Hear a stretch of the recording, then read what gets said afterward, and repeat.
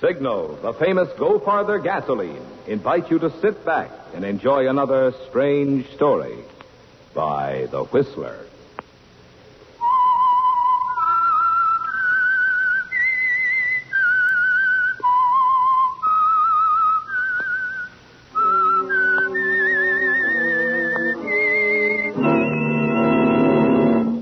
I am the Whistler, and I know many things, for I walk by night. I know many strange tales hidden in the hearts of men and women who have stepped into the shadows. Yes, I know the nameless terrors of which they dare not speak. And now for the Signal Oil Company, The Whistler's strange story. Charming Hostess.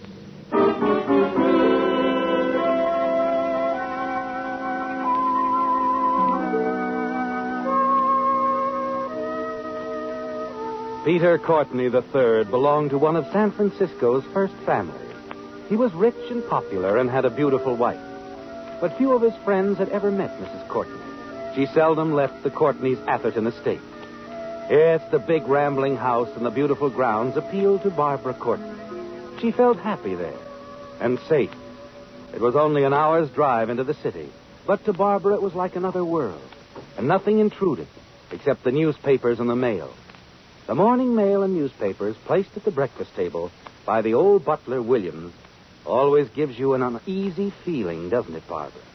Yes, even though they usually turn out to be advertisements and invitations, even this morning. Anything interesting in your mail, darling? Oh, it's the usual, Peter. Invitations. They still keep coming in spite of the fact that we never accept. I've been thinking about that, Barbara. You ought to go out more. Oh, don't be ridiculous. I despise social affairs. Yes, I know. But I've been talking to Dr. Kastner. Dr. Kastner? The psychiatrist? Not about me. No, dear, of course not. The subject came up accidentally. I see. We happened to have lunch together at the club yesterday, and he got to talking about seclusiveness. Seclusiveness? Staying at home too much. Dr. Kastner says it can become rather harmful. Oh, nonsense, dear. Lots of people don't like dashing around. Nevertheless, I've made up my mind. Peter, when we were married, you promised that we'd live quietly. And we have, for quite a long time. Does it seem so long, Peter? No, darling, I didn't mean it that way.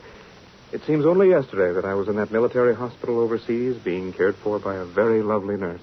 That's what I am, dear, a nurse. Not a socialite, just a plain, simple person. And a sweet one. Too sweet to be hidden away. But I like being hidden. I'm really very shy. Yes, I know. I'll never forget that look on your face when they turned those newsreel cameras on us when we came back from Europe. I'll admit I was frightened. I realized for the first time that I'd married a very prominent man. That reminds me, our marriage anniversary is on the 10th. And you know what we're going to do? I know, Peter. What? We're going to give a party. A big one. Oh, Peter, no. We'll invite everybody, all my old friends. But, Peter, it's out of the question. I just couldn't do it. I know nothing about entertaining. You'll learn. And you'll like it when you get used to it. But can't you see I'm just not the type. I'll take a chance on you, Barbara. You're a lovely, gracious woman. You'll be a charming hostess.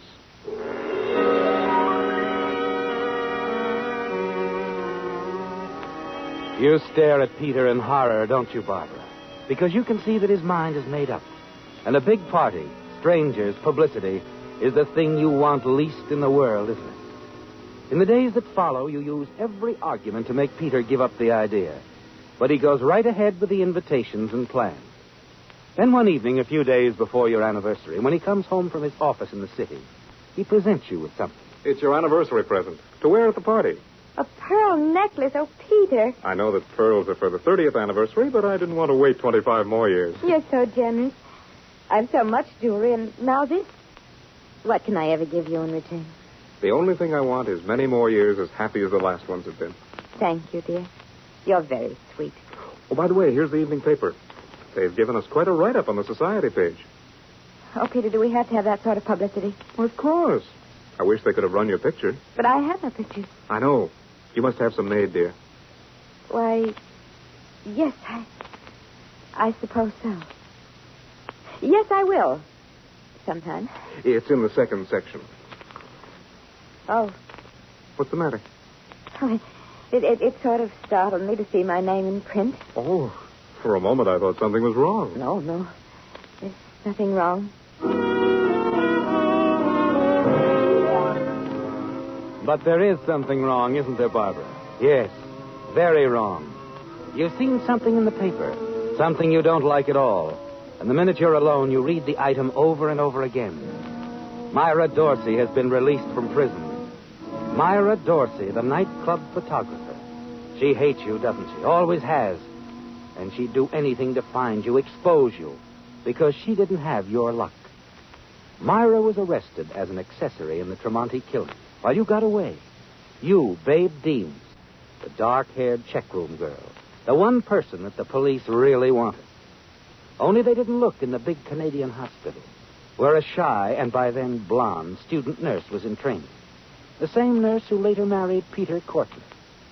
Yes, Barbara, you know you must be more careful than ever now. And at the coming party, you must make sure there are no pictures.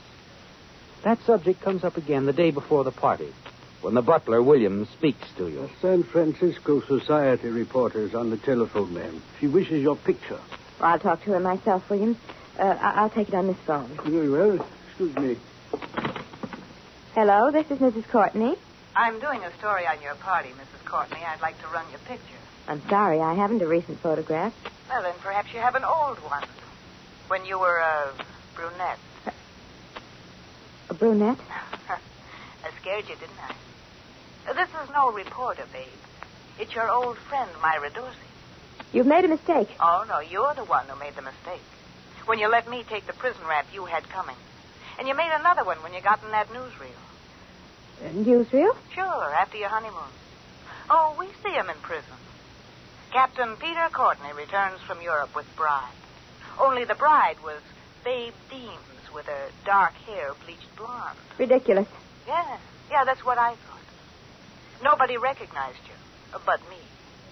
But, of course, I knew how you'd look as a blonde because I had the picture. Picture? What picture? A flashlight I took of you and Tremonti the night Tremonti was killed. You wore a blonde wig, babe. I still have the picture. Oh, and, of course, I have other things. Letters, things like that. Enough evidence that I could have Mrs. Peter Courtney picked up by the police within 24 hours. I see. How much do you want? Well, now you're talking like the old Babe Deems. You're going to pay me for every day I spent in prison. $15,000. I'll be at your house at 5 o'clock tomorrow night to get it. No. No, don't come here. Oh, why not? I've been wanting to see the Courtney estate for a long time. All right. But please, Myra, come to the side door. It's down the driveway. I'll let you in myself. The side door? Well, okay. For $15,000, I can afford to be insulted. I'll be there at 5 on the dot. I'll watch for you from an upstairs window. What will you be wearing? Honey, they don't give you mink when you get out of prison. I'll be wearing the only thing I've got. A dark blue coat and hat.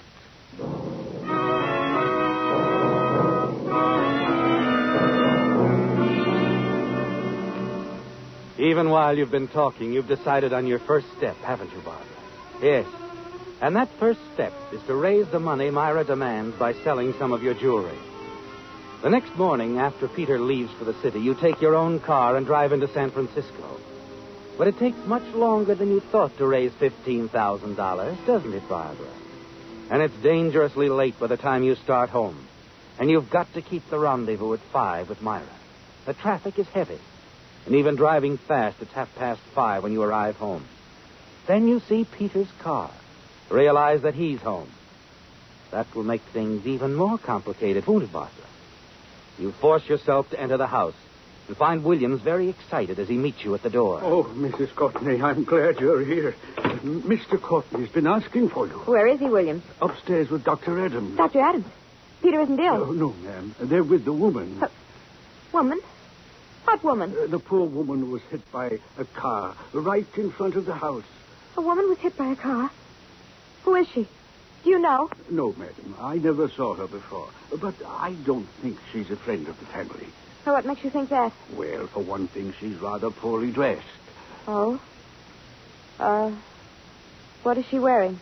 Very drab clothing, ma'am. Very. Dark blue coat and hat.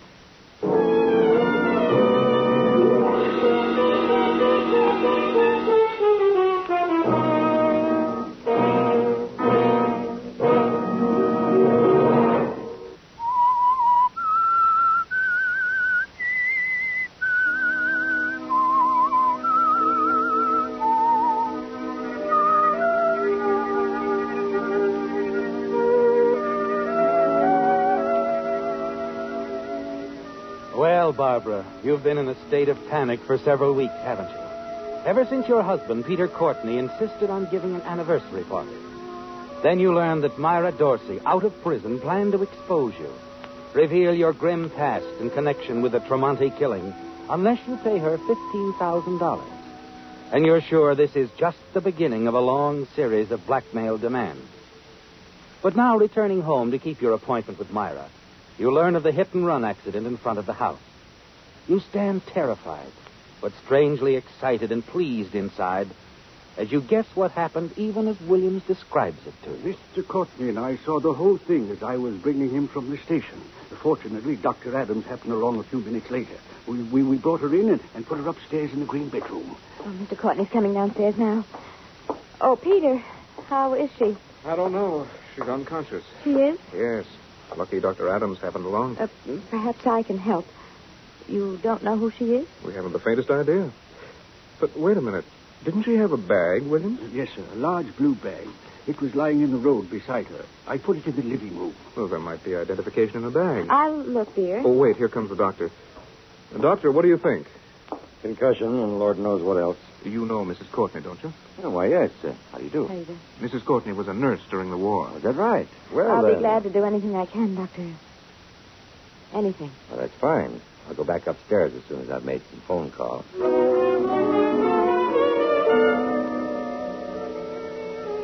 As the doctor goes to the telephone, you hurry to the living room, don't you, Barbara? Go straight to the chair where you see a large blue bag. You haven't much time, but you open it quickly. Take out everything that will burn. Toss it all into the flames of the fireplace. You work fast, and a moment later you're glad that you have. For you've just replaced the bag on the chair when Peter enters the room. Well, we've got to find out who she is so her relatives can be notified. Where's the bag? Her bag? Oh, yes. This must be it here on the chair. Hmm? Yes. Well, what do you know about that? What's the matter? Well, there's practically nothing in it. Nothing but a compact and a small coin purse. Well, I'd better go tell the doctor. Peter, wait a minute. I want to talk to you. Well, of course, dear. What is it? What do you suppose Dr. Adams intends to do? Call an ambulance and take her to a hospital in Palo Alto, I suppose. I wonder if it's safe to move her. What do you mean? Sometimes it isn't in these cases. I'm sure that if Dr. Adams thought he had unlimited funds at his disposal, he'd prefer not to move her, and he'd send for an X-ray man and a specialist. Well, if money is any object, I'll take care of everything. Oh, Peter, you're so generous. But it was your idea. Talk to the doctor about it, will you? Of course I will, right away. But first, let me tell you something. Yes? You're one of the sweetest, kindest women in the world.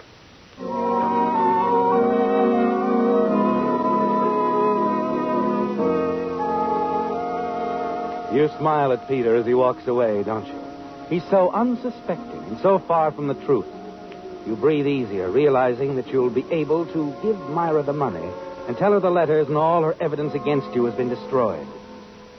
A little later, as the doctor comes up, it looks as if things are working perfectly in your favor. I've just had a talk with your husband, Mrs. Courtney. Yes, Doctor. I must say that you're both being most generous. Naturally, we want to do everything we can. That's very fine of you, very. I've called Dr. McLean over in Berkeley. He's an excellent man. He'll be down as soon as he can with an X-ray man. And in the meantime, the patient can remain here? Yes. Now, there isn't much for you to do. Just call me if there's any change. Very well, Doctor. You can trust me. Yeah, I was on my way to an urgent case when this happened. Here. You can reach me at this number for the next hour. Yes, Doctor. Now, the main thing is to let her have quiet. Don't disturb her unless she calls. I understand. If she becomes conscious, she may be in great pain. Give her a hypodermic and this solution. You know how, of course? Certainly. Good. Nursing experience is a valuable asset. You never know when it's going to come in handy. That's so true, Doctor.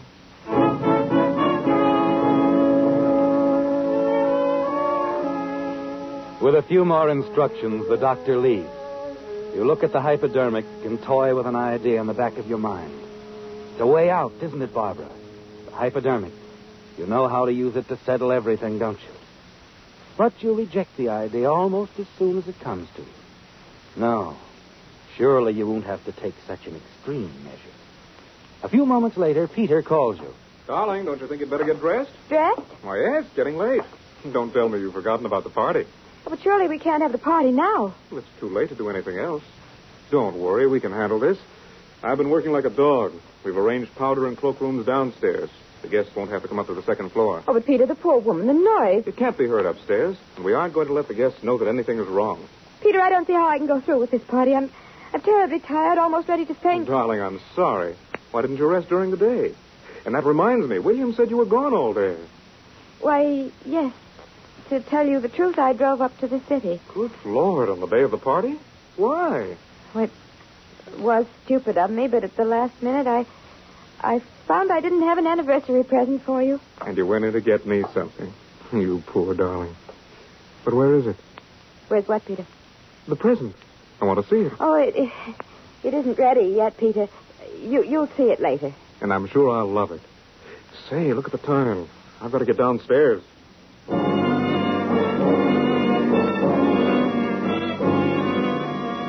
In your confusion, you'd forgotten the party, hadn't you, Barbara? But it doesn't matter now. Myra's found you, but you have everything under control. As long as you're sure you'll be the first to talk to her when she regains consciousness. Yes, for the present, you feel quite safe. Then you see Williams approaching, accompanied by a tall, gaunt-looking woman. This is Nurse Phillips, Mrs. Courtney. Nurse Phillips? I don't understand. Dr. Adams had me sent out from Palo Alto. I came as soon as I could. Will you excuse me, madam? Certainly, William. And where is the patient? In there, nurse. I understand you don't know who she is. No, we don't. Well, she'll probably come around soon. I'll find out who she is and notify the police. No. Don't do that.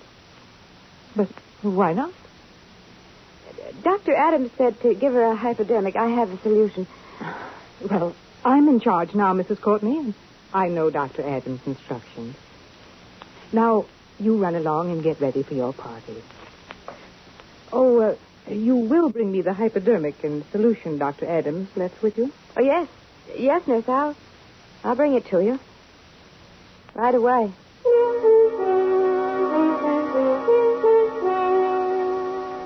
Even as you realize the helplessness of your position, with the arrival of Nurse Phillips, you begin to plan again, don't you, Barbara?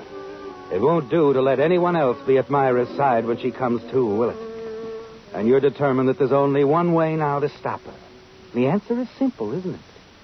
Just a few drops of the deadly poison the gardener uses on your roses. You slip away from Peter and the party guests long enough to add the deadly dosage to the solution given you by Dr. Adams. A few moments later, you're back upstairs. Yes? Oh, Mrs. Courtney. Here's the hypodermic, nurse. And the solution, fine. I'm glad you're here to administer it. You know, it's been so long for me, I'm afraid I've forgotten all about this sort of thing. Well, I'll take care of it. Dr. Adams said right away. He seemed quite insistent. Well, I said I'll take care of it, Mrs. Courtney, right away. Now, please, go back to your guests. After all, it is your anniversary. You should be enjoying the party with your husband. Yes, I should. You know, nurse, it's so reassuring having you take over.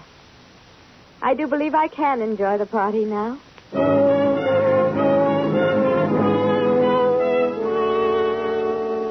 Yes, Barbara, you go downstairs, join the guests and your husband. You're safe now, aren't you? And much later, Peter manages to get you alone for a moment. Darling, I broke away for a minute just to tell you, well, that you're a great success. A completely charming hostess. I'm so glad you think so, Peter. And under such trying conditions. Yes. Excuse me, madam, sir. Yes, Williams? Dr. Adams is here. Oh? He's out in the foyer. Let's go, dear. Please don't be upset, madam, but I have the feeling that everything isn't as it should be. I see. Hello, Dr. Adams. Mrs. Courtney, I'm sorry. Well, has anything happened, Dr. Adams? Unfortunately, yes. You don't mean... Yes. Mrs. Courtney, the patient is dead. Oh, I'm so sorry. She died before Dr. McLean and I got here. How tragic. Yes, isn't it? However, I was sure from the first that she didn't have a chance. She didn't? No. Dr. McLean agrees with me. Now, you go back to your party. We're going to take care of everything very quietly. Your guests won't know that anything's happened. Come along, dear. You did all that you could. Yes. Yes, Peter, I did all I could. There's nothing left to do now.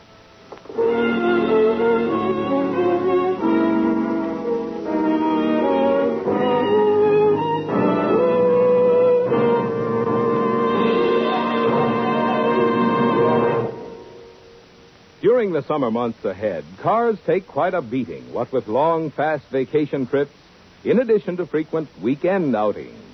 That's why now is a good time to get your car in shape by making sure that all wearing parts are freshly and properly lubricated. For the chassis, that means a Signal double-check lube job. We call it double-check because Signal dealers check each lubrication point not just once, but twice, to make double sure that not a single part is ever overlooked.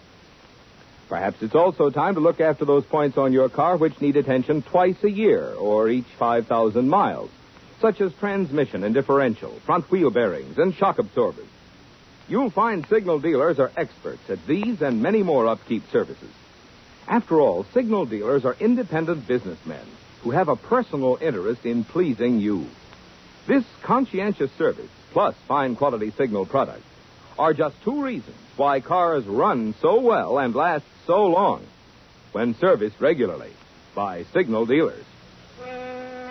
Signal, Signal, Signal gasoline. Your car will go far the gasoline.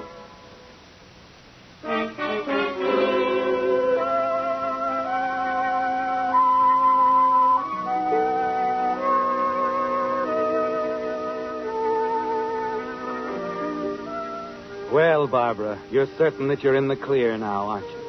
You're sure that Myra, the one person who could identify you with the killing of the racketeer Victor Tremonti years ago, is eliminated, dead. Now you can continue fooling the police, as you have for years, as Mrs. Peter Courtney. It seems strange, doesn't it, to have Myra struck down by a car near your home. And you managed to dispose of the contents of her bag in the fireplace before anyone could see them. But it's over now. And also the very successful party. And the next morning at breakfast, Peter greets you with a newspaper. You smile, realizing that you're no longer afraid of newspapers and photographers. Good morning, darling. You rest well? Oh, I was tired. Well, you had a right to be. What a party. I told Williams not to let any calls disturb you. You had quite a few. Phone's been ringing constantly. Ooh. Am I a big success, darling? Are you? It makes quite a story on the society page. Huh? Listen, I'll read it to you. Entertaining 200 guests is no easy job under the best circumstances. But few hostesses have been confronted with the situation Barbara Courtney found herself in last night. With a gay party going on downstairs, she had the added responsibility of an uninvited guest in an upper bedroom, a victim of a hit-and-run accident near the Courtney estate. But Mrs. Courtney, a former nurse, was equal to the occasion. She did everything in her power to try to save the life of the fatally injured woman. I only did what anyone would have done. Oh, no, dear. You were most thoughtful. Mr. Courtney, the police are here. Lieutenant Driscoll. The police? Oh, about the hit-and-run accident yesterday. Well, not entirely, Mr. Courtney. Huh? Sorry to intrude on you like this, but we're here to make an arrest. Arrest? Yes, your wife. What are you talking about? We've been looking for your wife ever since the killing of a man named Tremonti 6 years ago. Myra Dorsey told us all about your part in that killing, Mrs. Courtney. She also showed us some very incriminating photographs of you. But Myra never regained consciousness. Myra Dorsey wasn't unconscious. She's in jail on a hit-and-run charge. She got talkative because she thought you saw the accident and turned her in. Actually, we traced the license number.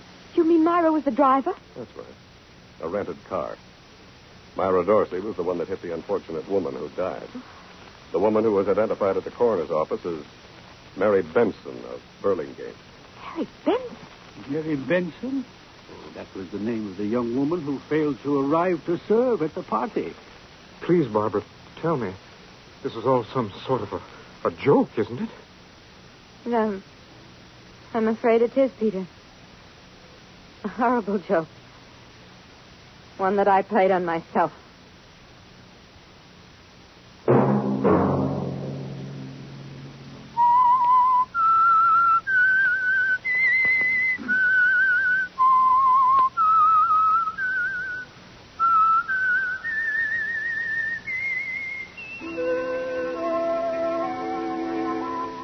Let that whistle be your signal for the Signal Oil program, The Whistler, each Sunday night at this same time. Meantime, Signal Oil Company and the friendly independent dealers who help you go farther with Signal gasoline hope you'll remember, regardless of what gasoline you use, you'll enjoy more miles of happy driving if you drive at sensible speeds, obey traffic regulations, and avoid taking chances. You may even save a life, possibly your own. Featured in tonight's story were Bill Foreman as the Whistler, Byron Kane, Alice Reinhart, Joe Gilbert, Herbert Butterfield, Herbert Litton, and Bill Boucher. The Whistler was produced and directed by George W. Allen, with story by George Adrian and Carol Nix, music by Wilbur Hatch, and was transmitted overseas by the Armed Forces Radio Service. The Whistler was entirely fictional. Any similarity of names or resemblance to persons living or dead is purely coincidental. Remember to tune in at this same time next Sunday when the Signal Oil Company will bring you another strange story by The Whistler, entitled A Case for Mr. Carrington, in which the heat and native passions of tropical Jamaica combine to bring a young American to the point of killing and final payment for his crime. Marvin Miller speaking for the Signal Oil Company.